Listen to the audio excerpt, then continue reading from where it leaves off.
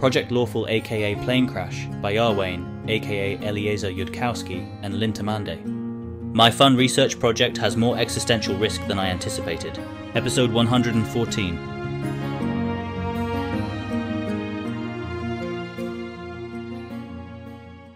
By the time Keltham is back, the silent proctor is done with her results and tells Keltham the tally of earnings.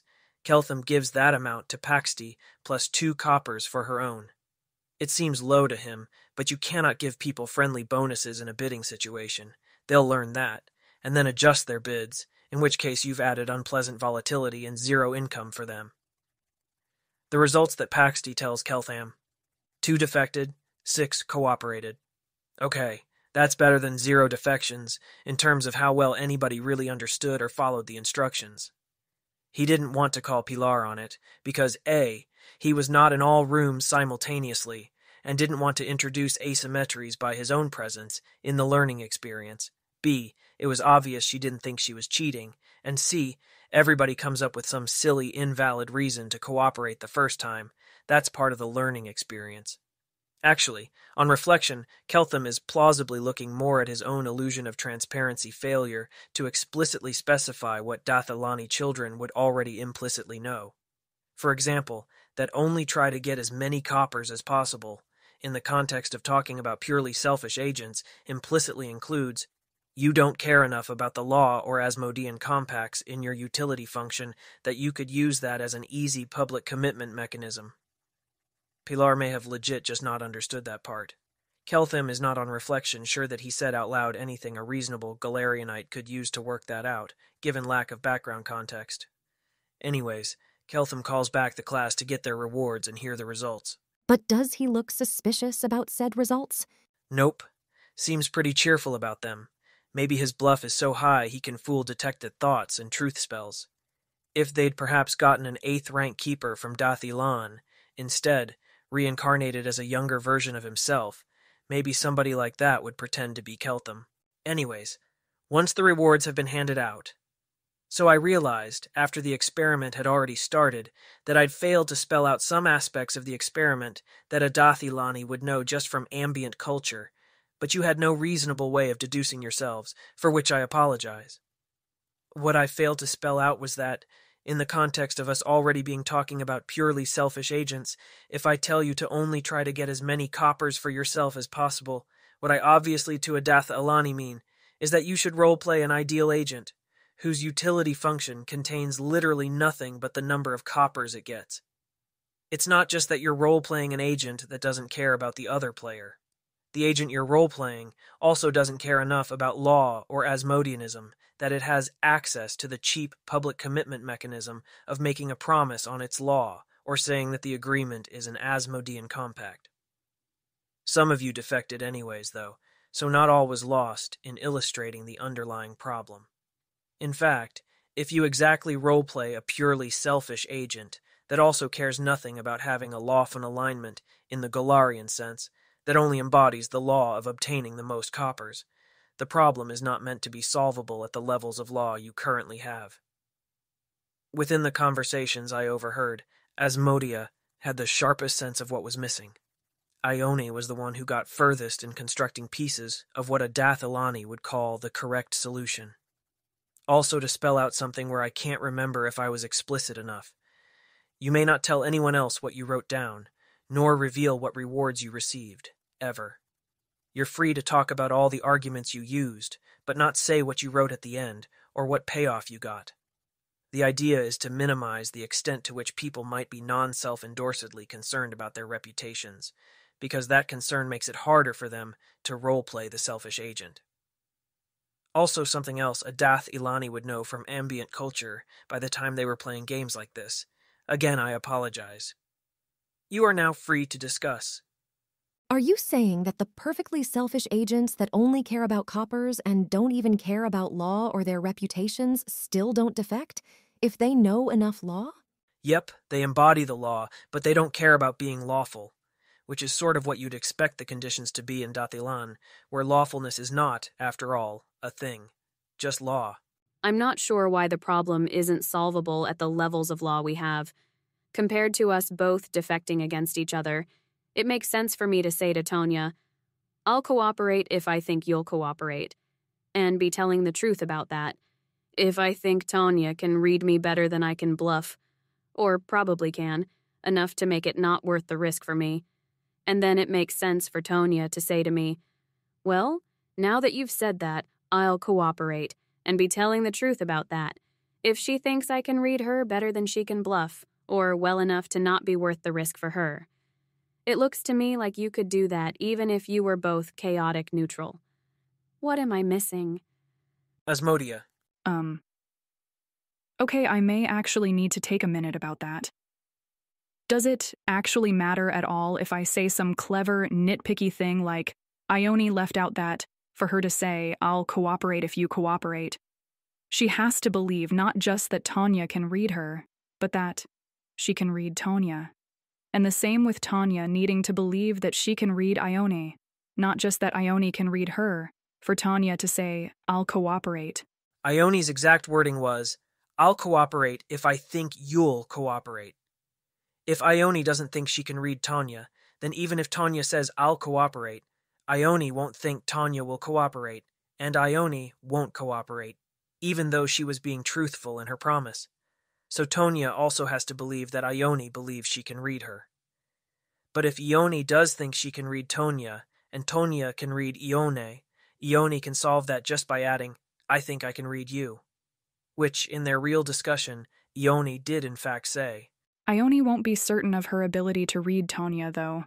It has to be about probabilities. Ione did put some probabilities in there. Which ones? Which ones should they be? So the first thing that comes to mind is just saying, I'll cooperate with whatever probability I think you'll cooperate. And that gives me a nervous, uneasy feeling, but I can't actually see anything wrong with it.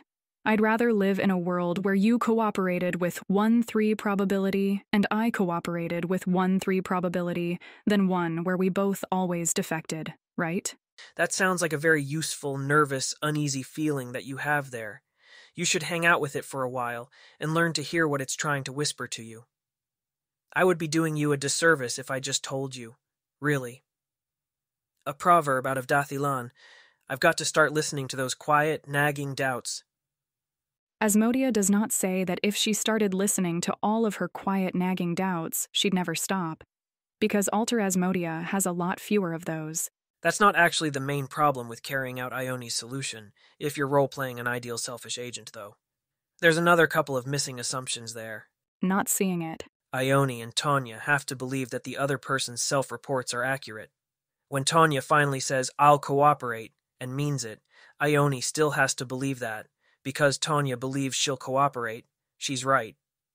Being very good at reading Tonya doesn't solve that. Tonya could say, my self-reports are very accurate, and accurately read as sincerely believing that, and still be wrong because she had false beliefs about how accurate her self-reports were. That's part of what might start to go wrong with chaotic neutral agents, though I don't know much about what that'd be like. No, I admit fault there. That's a pretty good reason it wouldn't work with chaotic neutral outsiders. And finally, there's the question of why Tonya or Ione could be right in expecting themselves to cooperate. Why wouldn't they? When they got to the moment of finally writing the word cooperate on paper, just throw away all the reasoning they did previously and write defect instead? And wouldn't they know that, and be unable to say truthfully to the other person reading them that they'd cooperate? Purely selfish agents, with nothing else in their utility functions, don't care about keeping promises they made to themselves. Isn't there? I don't know how to pin it down exactly.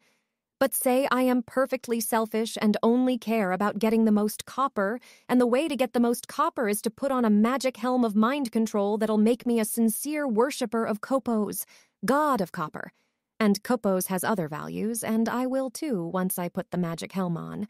But I calculated it out, and I'll get lots more copper this way than any other way. So I put the magic helm on. One of the law fragments, coherence principles, that generates the law you'd need here, states that lawful agents never have to do that. They have no need for magic helms, not unless somebody's doing the equivalent of offering them 1 billion gold pieces specifically to put on the magic helm. They'd no more pay a copper to force their future selves to cooperate, so that some other agent would predict that their future selves would cooperate. Then they'd pay coppers to trade green and red and blue in a circle. If you put a magic helm like that on me and transformed me into something utterly selfish, that didn't care about keeping promises even to myself, and then somebody swore upon their law to cooperate, if they believed I would cooperate, I would still be able to say under truth spell to them that I'd cooperate. Also, if that happens, you need to kill me extremely quickly. Like literally faster than I can speak or take any other actions. Just saying. That was what Carissa was getting at, that you shouldn't need the magic helm. But now she is distracted by imagining that Keltham wakes up one day perfectly selfish. That'd be good? Probably? That's a fair ask, and no magic like that exists, so I'm not very worried about it, but why? I'd rather you get me back, obviously, if something happened to change my values, but I wouldn't want the new Carissa to stop existing unless she'd gotten Zon-Kuthon-style utility flipped, in which case she'd also want to stop existing. I do not think you properly realize how dangerous a Dathilani would be to Galarian, absent any constraints on how they tried to achieve their goals. Broom, in the unlikely event something turns me perfectly selfish, you're actually the one person on Project Lawful who's responsible for killing me literally as fast as possible, right? I'm not expecting you to confirm or deny that, but you should know that hypothetical, perfectly selfish Keltham will know it. And then somebody needs to warn my afterlife immediately that nothing under intelligence 30 should talk to me. I'm not sure it actually takes that, to be clear, but safety margin. She doesn't actually think she's underestimating that, but she nods. If purely selfish Keltham has had longer than 12 seconds in which to work, you need to trap his soul or do something else that stops him from being resurrected. Because among the things he can do in 12 seconds is, for example, tap himself with a truth spell and message. Somebody that vast riches await them if they resurrect him. And since threats work on people here, he'd probably add something Zon-Kuthon-like about what happens if they don't. A proverb out of Dathilani, fictional novels. You have 2.5 seconds to kill the corrupted keeper. To you, he is that. Oh, wait, there's a specific strategic thing to do here. It's to exchange meaningful glances with Maritzel. Marixel has no idea what's going on, but she can do a meaningful glance right back. Clear enough Keltham can see it, since that's what Carissa did. Keltham was not particularly able to decode this, except that whatever it is, it's not meant to be secret. Carissa telling Maritzel that Maritzel needs to start filing regular reports on counter-strategies to use against her if she goes rogue or coherently insane. If Maritzel makes enough progress that this seems like a live consideration, she'll start filing reports with Pilar, Keltham, and maybe Broom. Well, he can always ask Carissa later what that was about, if he remembers. Whatever that was, it had better have happened in Alter Cheliax, or she's turning Savar into Subarax over it. Tell Asmodia Alter Carissa, like real Carissa, thinks that Keltham, who is purely selfish and a danger to all civilization, is the hottest concept she has ever heard of. All right, Asmodia acknowledges that the sex part of her wall is largely Savar's personal domain. And on that note, it's time for lunch. Keltham will use prestidigitation to float Carissa a note, since telling her so face-to-face seems like too much pressure, and even message prompts an immediate reply, that he's potentially available if Carissa wants company at lunch, before the governance representative gets here to sign the project's Articles of Incorporation and to be replaced interim compact with Cheliax. Also a good time to tell Keltham about whether she's liable to want company of an evening. Otherwise, he'll probably see about checking in on Ioni's romantic route. She'll come and join him at lunch then. Hey. He's deliberately avoided asking anybody what happens when Zon-Kuthon worshippers succeed in trapping your soul. It does not seem like an especially helpful thing for him to know until the war is over. How's Yaisa? This language has some weird ambiguities sometimes. Are you asking how she is, or how she was? The latter. Someday you'll have to teach us all baseline, even if teaching classes in it while the magic translation tries to keep up doesn't turn out to work. Or get an items enchanter whose time is less astronomically valuable than yours to make rings of share language, baseline. If I only need to cast the spell once during the making. Yaisa was great. To the point where if I didn't already believe I'd been sent into a world full of people who were improbably good matches for my sexuality, I would have inferred that off Yaisa alone. And now you've gotten me thinking how that sentence would have been 1/3 as long in baseline, but never mind, we didn't need that communications channel capacity anyways. And then Yaisa said she didn't have any hidden background or problems I needed to solve. Fingers crossed on her not ending up with any experimentally granted superpowers or being the hidden Zonkuthon cleric. But I am actually starting to be cheerful about this not being the case. I feel like I would never fall in love with her. I just really enjoy her a lot. And while that's not impossible given tropes, it's a lot less directly and stereotypically tropey. If you want additional details, I have to bip Yaisa about her own privacy preferences. I forgot to ask her about those. Though she did say in front of me that she planned on telling everyone else about how I was in bed, and I did not object to this. So you can also ask her, if you'd like. Asterisk. Taldane contains a spoken language marker for the part of a magic item or spell that appears within parentheses. I find myself in the fortunate position of not needing to beg Yaisa for intel on how you are in bed. But maybe I'll talk to her later. So, assuming Yaisa doesn't grow a plot, that means no tropes? We can stop worrying? Things will just happen for normal sorts of reasons, except the fact you're here in the first place? We'd still basically be in the world that gave us the God War and the Caden Kalian cookies. It just wouldn't be organized and predictable the same way. There'd probably be less total weirdness, though. Well, I'll take it. Caden Kalian, whatever else you say of him, makes good cake. If I asked where the cake actually came from, would that be the sort of question that had an answer? I mean, probably, on some level, there's an answer. I don't know it. He's not drawing on an elemental plane of cake. Maybe he just bakes lots of cakes in Elysium and sends some to Pilar. Speaking of grave mysteries, what was that look you gave Maritzel?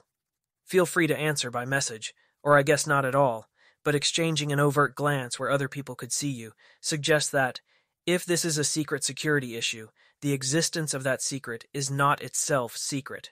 No, not secret at all.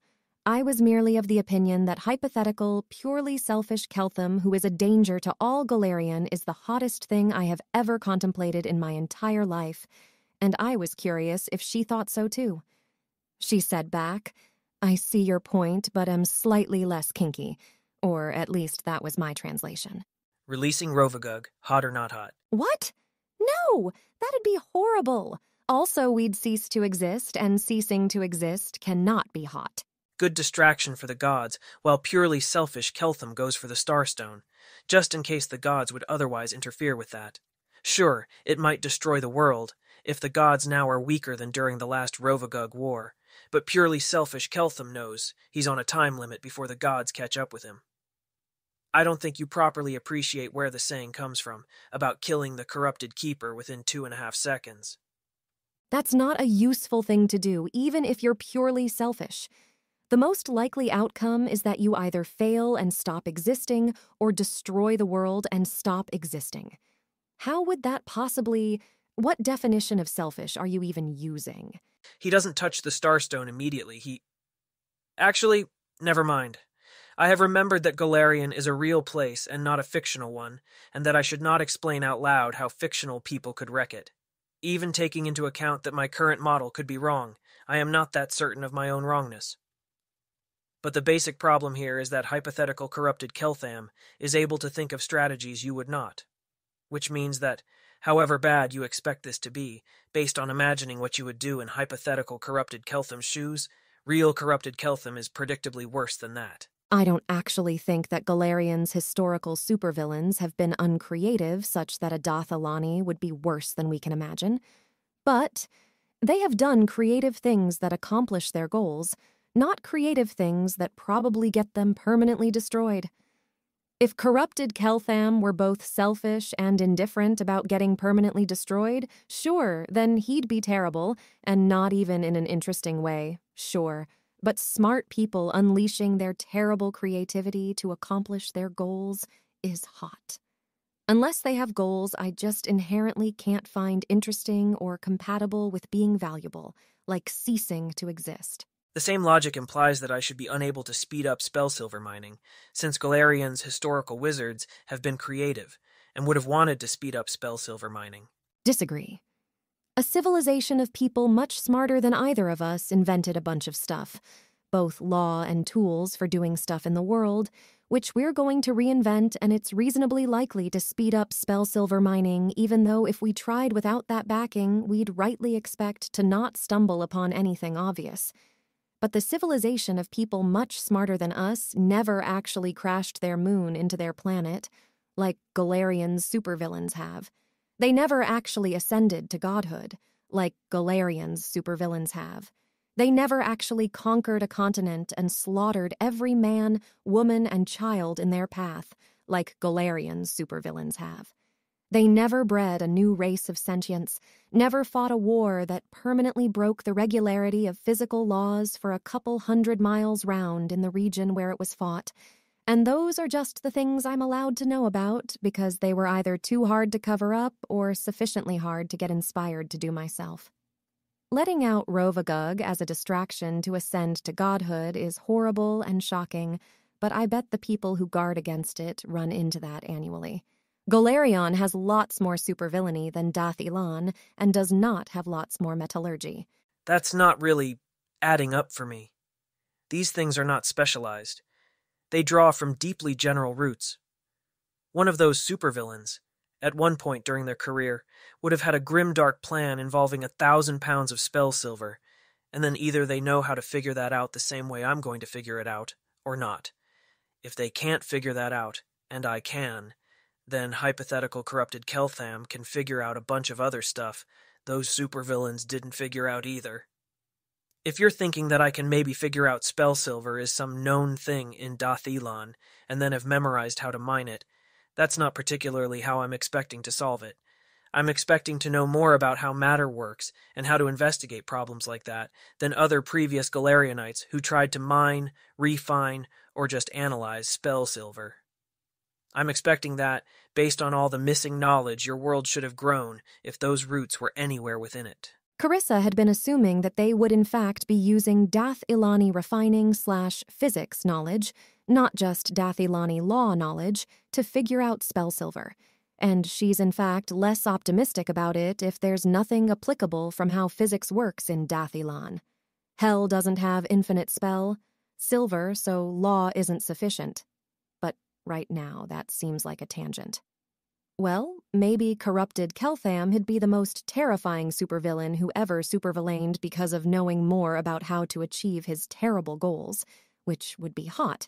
Or maybe it'd take him a while to discover the true depths of supervillainy, which would be hot, or maybe he'd just ascend immediately, which would be fascinating, or maybe he'd destroy the world, which is totally unappealing on every level. I suppose I'll luckily never find out. Well, I'm not quite sure things could reasonably play out this way.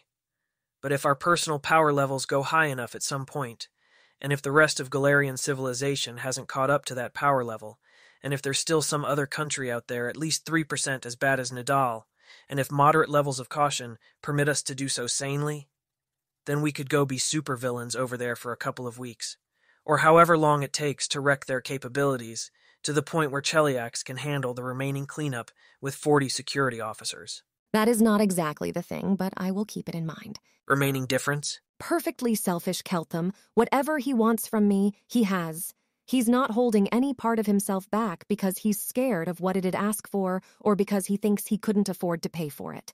I would not be terribly surprised if I could get to that point faster than our being able to wreck the next worst place after Nidal. Actually, hold on a sec. Message to Yaisa. Classification status on being able to tell Carissa that you were able to put buying and selling prices on sexual services, and this was incredibly helpful to me and should enable me to feel much less nervous about those same services even in non-financial contexts. Sure, go ahead. Yaisa says I'm cleared to mention that one of the incredibly helpful things she did was being able to put a financial price on a couple of sex things, both what I'd pay her and what she'd pay me, under my fair pricing spell.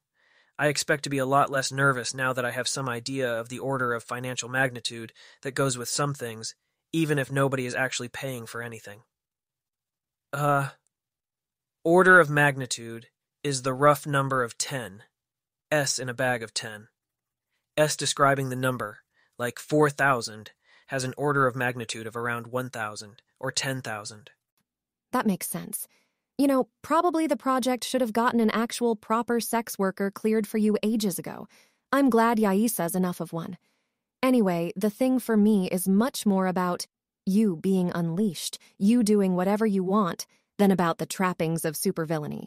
Though probably at some point we will have to conquer some places, and I do expect that to be fun. Power is inherently interesting, but internal restrictions on how you use it aren't very different from external ones in terms of how hot it seems to me. Got some trouble parsing that on Dathilani law. Where does your sexuality draw the line between internal restriction and internal direction? Like, let's say I'm in a cooperation-defection dilemma with Broom. Broom promises upon his law that he'll cooperate if he expects I'll cooperate. I tell him under truth spell that I'll cooperate. And then it comes my turn. If I write cooperate, I get Carissa, and if I write defect, I get Carissa and Yaisa. Had Broom written defect, though my choices would have been cooperate for nothing, or defect for Yaisa. When I write cooperate, am I internally directed into my choice to win Carissa? Or am I internally restricted by the dull bonds of duty and obligation to my past self, who needed to pass his truth spell, to give up Yaisa? I don't know what I expected. If I query my is this hot or not opinion about that situation, it returns, it's hot how Keltham is a bizarre alien who is very smart. Same Carissa-Yaisa cooperation defection dilemma, but Broom just said he'd cooperate and I cooperate back, because that's what Kelthams do. Internal direction or internal restriction? Keltham's not on any level wishing he was different and was the kind of entity which would defect and get both? Is he thinking, well, it'd be really nice if I could get both, but that'd make me a bad person, so I can't? Being motivated by wanting to not be a bad person is something I think of as a particular flavor of good that civilization is kind of, about, not least because it goes along with people who are sad that they can't destroy all of reality to make sure nobody ever has to stub their toe again. Hypothetical Keltham definitely wants both Carissa and Yaisa. That's what makes the setup even be interesting. The thought that writing defect would make him a bad person isn't particularly occurring to him, though. That's just not how he parses things.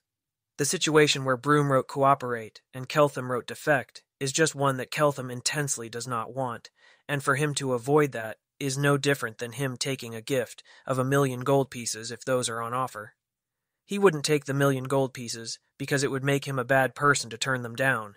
He'd take them because he wanted 1,000,000 gold pieces. Well, then that's fine, though it is too complicated to be hot. I am a simple woman and need to have had at least 3 hours to digest new cooperation theory before it starts appearing in my sexual fantasies. If too complicated to be hot was a thing for Dathilani, our species would have died out when our average intelligence went past 15.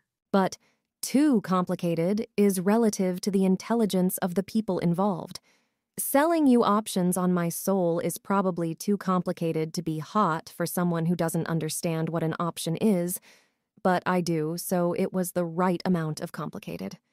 Once I understand the deep law of the cooperation game, then it will find its place in sexual fantasies. It's just not there yet.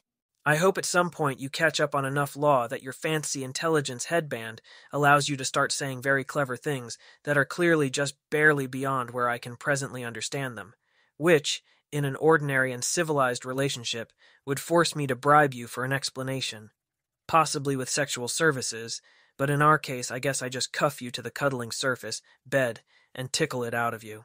You know, every now and then I realize that yet another aspect of Dathilani culture is probably, from your standpoint, I guess my standpoint now too, an awful side effect of our having a world of sadists with no masochists. That gender trope in particular is probably about having a sense of control over another person, in one of the few ways that's possible to do, in a way that makes them still want to be around you, and be benefiting from being around you, in a world where nobody actually wants to submit. Huh. It seems awfully sad for a whole world to just be like that, built around something missing. I don't want to sleep with any of them. I don't really go for good, but I wish we could trade them. Your world would not at all lack for tradables, even if it had no magic. Yes. If Yaisa alone fell into a portal to civilization, then even if none of her magic worked there, even if she couldn't remember any of her past to sell memories, she would still end up very, very, very rich. Though possibly not if there were any existing masochists around at all, as I misdoubt but do not disbelieve. They could be real there, but rare. In that case, she'd only be very, very rich. I have a feeling she's going to manage to swing that here too, and good for her. There's no chance all the powerful people just go around sexually unfulfilled when they could just grab someone. There's some chance. It still doesn't feel likely, but Dathilan is very different, and there's some chance of all kinds of strange things. Lunchtime is ending. Time to go sign some important documents. Tea time stamp, day 13, 10, early afternoon. Somehow it takes hours for the governance representative to cough out 2 signatures. How is that even possible? PL timestamp, day 13, 10, late afternoon. Keltham staggers out battered but triumphant. He now has a stock corporation, and his stock corporation now has an interim meant-to-be-replaced contract with Cheliax. Time to get his first 8 employees in to look over their employment contracts. They're pretty simple by civilizational standards. He's still not expecting them to sign right away, obviously.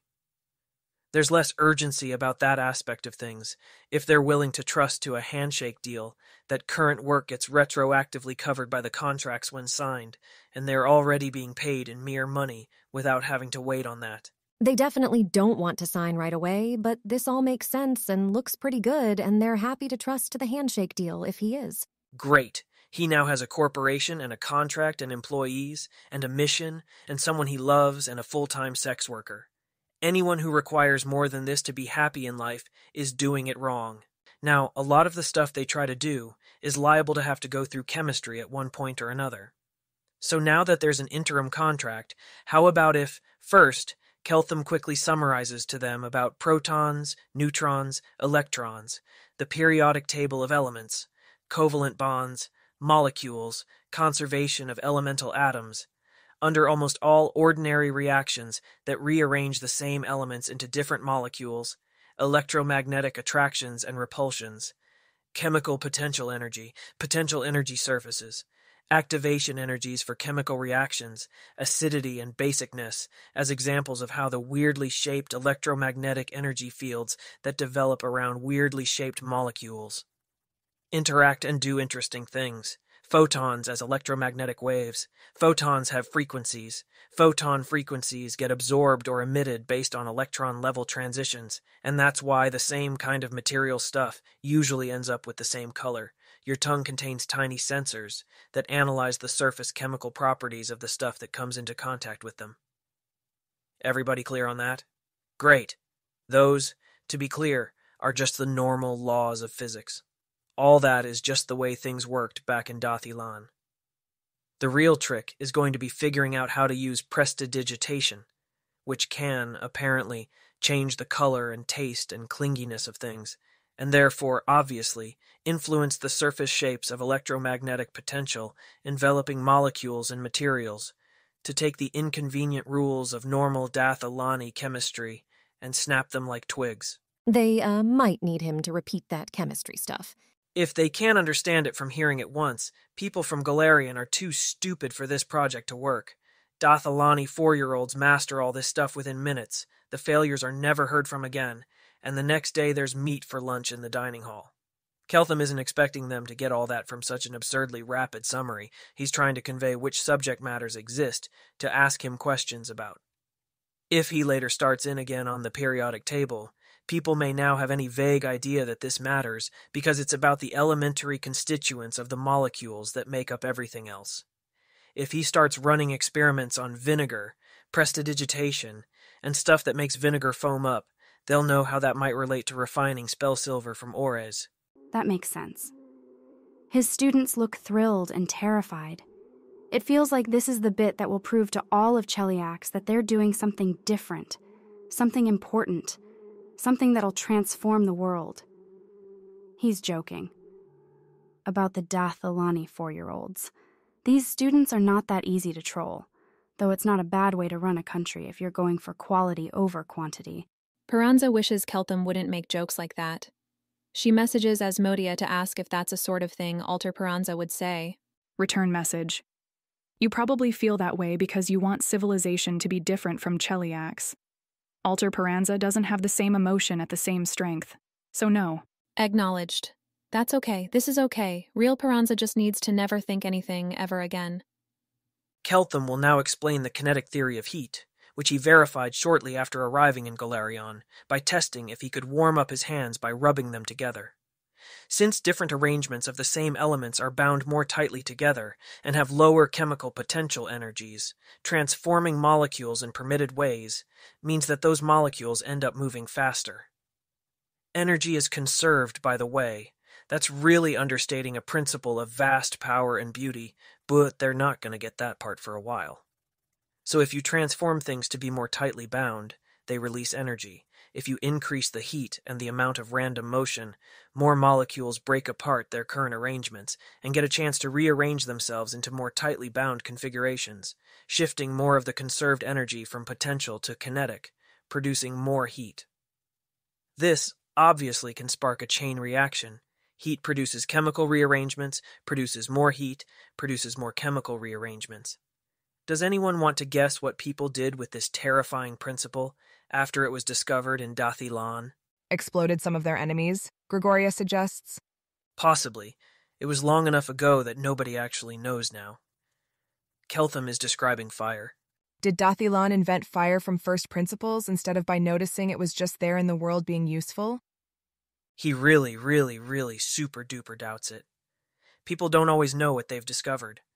But when somebody figured out how to make the light cantrip work, they didn't need to know about photons to say that they discovered a light cantrip. Like, you could imagine a universe in which the very first person to start using fire was an incredible genius who thought to themselves, well, this requires fuel, that gets transformed, and in the process of being transformed, gets used up, which is why fires don't just go on burning forever, and you need to make things hotter before they start rearranging themselves in the way that produces heat. So if you get a hot enough fire, you can feed a bunch of things into it that get transformed and used as fuel and release a lot more heat. But it's a publicly known fact that fire was invented by the ancestors of humanity before they started looking completely human, before continuing heritage selection had transformed their shapes in a direction that ended up human. So on the order of hundreds of thousands or millions of years ago, people would have been actually genuinely legitimately stupider back then. They might not have had language to describe the bright, pretty, hot thing, only known that it was bright and pretty and hot. That makes more sense. Galarian also does not know when fire was first invented. It was too long ago. In some stories, the gods gave it to mortals, but no god has specifically claimed credit, so that might just be a story. Or it might be that the god in question is now dead. The humans here are sufficiently similar in appearance and behavior to Dathalani humans that the copying time of their ancestors couldn't have been more than a few tens of thousands of years ago, relative to Keltham's now time out of Dathalan. Those humans would have already been adapted to eat cooked meat and brought fire with them. It's probably been around in Galarian for as long as humans have been around in Galarian, which isn't actually very long. That doesn't sound right, but no one knows enough to argue. Where Keltham was actually going with this is that burning fuel does not raise the surrounding temperature by a constant amount. Chemical reactions don't produce a particular temperature. They produce heat. He should probably actually define those things. Temperature is how hot or cold something is, the average speed of the randomly vibrating molecules inside it. Heat is, abstractly, the energy you add to make molecules vibrate faster and the temperature go up. Heat flows from hotter things to colder things because the molecules in contact bump into each other, and the slow molecules slow down the faster ones in the collision, and the fast molecules speed up the slower ones in the collision. So if you put colder fuel into a fire, more of that heat gets used up to heat the materials of the fuel itself, and the resulting temperature is lower. The same thing goes for blowing colder air onto the fire. Oh, air carries element 8, which is a constituent in most ways that fuels made from the remains of living things, like wood or coal, rearrange themselves tighter and release heat because living things have a lot of element 6, that binds tightly to element 8, among other things, so you have to allow air into a fire to let it go on burning. But if it's colder air, the resulting fire will have a lower temperature. Nobody has gotten Keltham any proper experts on metal forging to talk to, but the very preliminary glances he's had out of a couple of books suggest that they are not trying to warm the air or fuel before burning it, which means that the reaction needs to use more fuel or more powerful fuel than is financially optimal. One way to warm up the air and fuel is the reverse flow method, where you take the exhausted air from the burning chamber and run that past the incoming air, so heat gets transferred from the exhausted air to the fresh air. You can also do that to warm up the fuel before burning. The other method, this being Galarian, might be to bind a fire elemental, the same thing that powered hot water in the villa, and presumably powers it here in this fortress, and get it to heat the fuel and air separately before they combust. Given that forges don't just run off fire elementals in the first place, Keltham is guessing that fire elementals have a temperature rather than a heat output, and that this maximum temperature is too low to melt metal. When you burn coal or other fuel, that in principle can just keep adding more and more heat, because the molecules go on rearranging themselves tighter, and that energy is conserved and must go somewhere. The limiting factors are the starting temperature of the fuel and air, and heat that gets lost into the environment, which gets lost faster the higher the temperature goes. On the other hand, Keltham is guessing that, once a fire elemental gets up to a certain temperature, it doesn't add any more heat than that. So you need to use coal or other fuel, not just a fire elemental, to get a temperature high enough to refine iron ore or forge steel.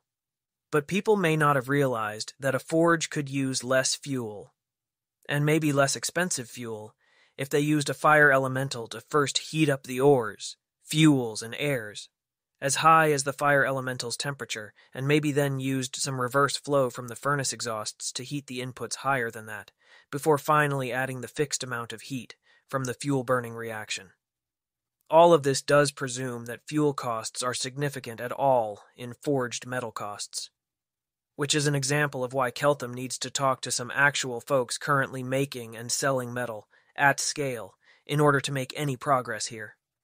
Or if no single refinery or forge in Cheliax uses enough fuel to make it worth the cost of adding a fire elemental, Keltham is going to have to introduce the concept of economies of scale, which is when you have a large enough refinery or forge to make it worth adding a fire elemental. Just to state the obvious out loud, all these ideas, should they not already be in circulation, are covered by the compact the project has signed with Cheliax, and may not be used within Cheliax except by paying the project enormous patent gratuities on them, and are to be held under lesser but real conditions of security, so as to lengthen the amount of time they may be profited from before chaotic people start using them without paying patent gratuities and thus undercutting the market. Understood. They should get him his metal workers and figure out the logistics of building a very big on-site forge, obviously. To be clear, none of this stuff is going to work on the first try.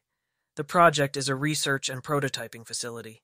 It's the place which tries out ways of doing this stuff in practice and gets it working well enough for a major refinery or forge to be built, presumably somewhere else, next to an iron ore mine, or a coal mine for coal fuel, or a forest for wood fuel, if adding fire elementals can make wood fires suitable for refining or forging. Unless teleport logistics are very different from what Keltham suspects they are, people talk about the world wound in a way that suggests teleporting lots of stuff is a significant expense. Project employees, law wielders, are not distinguished by their knowing about engineering tricks like reverse flow, or bright ideas like preheating fuel and air using a fire elemental. The domain experts brought on site can be told about that part simply enough, and without a lot of prior background. The Tier 2S and Tier 1S and Keltham himself have the job of meta-learning how to try things, tweak things, observe things, and get them to actually work, and to a lesser extent, understanding what is actually going on with heat and temperature and tiny vibrating molecules, and using that knowledge to organize their experiments. Keltham thinks to check his watch, and finds that dinner time theoretically ended an hour ago. Keltham is pretty sure he knows the answer to this question, But is there a reason why Ione didn't warn him he was going overtime? Ione continues to be a Nethisian. Yes, she's pretty sure she doesn't get to go on being one, if an alien from outside known reality is talking about how the universe is secretly put together, and you interrupt him so that you can go eat food. Shoni messaged security to tell them to make sure food went on existing whenever Keltham got done, though. A belated dinner it is, then. PL timestamp day 13, 10, evening. Dinner time. It's a time, and they're having dinner during it, so it is, by definition, dinner time. Carissa has first claim on Keltham's attention if this is a time when cuddling is desirable. He will otherwise approach Ione to check in on his route progress there.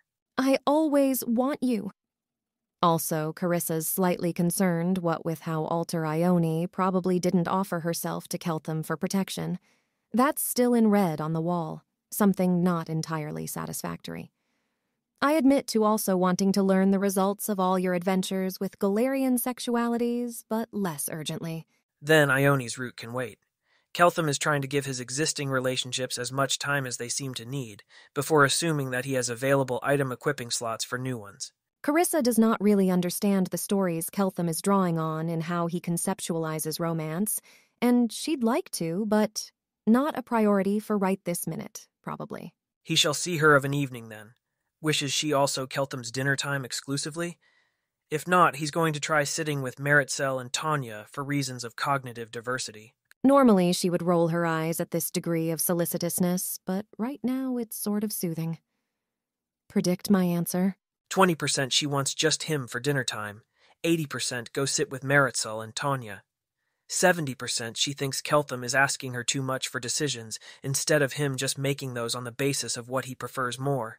But Keltham disagrees with hypothetical Carissa about this, because they are aliens, and any time Carissa enters a possibly not previously explored state, Keltham needs to re-ask annoying questions to figure out what is going on inside people. If she were a Dathilani or Yaisa, Keltham would be offering to pay her a copper per annoying question. What is going on inside your Carissa is that I am slightly morose about the fact we can't finish the whole project and build civilization tomorrow, and indignant about how the world is just going to go on being stupid until we personally fix it, and I am not interested in trying to run your dinner decisions through that filter. That doesn't sound like a policy you can follow for the whole deployment without going crazy, which suggests you should make dinner decisions using some other process. Meritxell and Tanya it is, then. Keltham can't promise that he'll only ask his too many questions once, any more than people can get chemistry from hearing it summarized once. But he is learning and orienting, and the constant questions will diminish over time.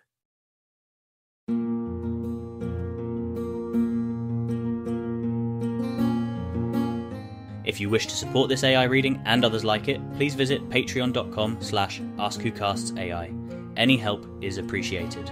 And thank you to executive producer John Doe 7776059.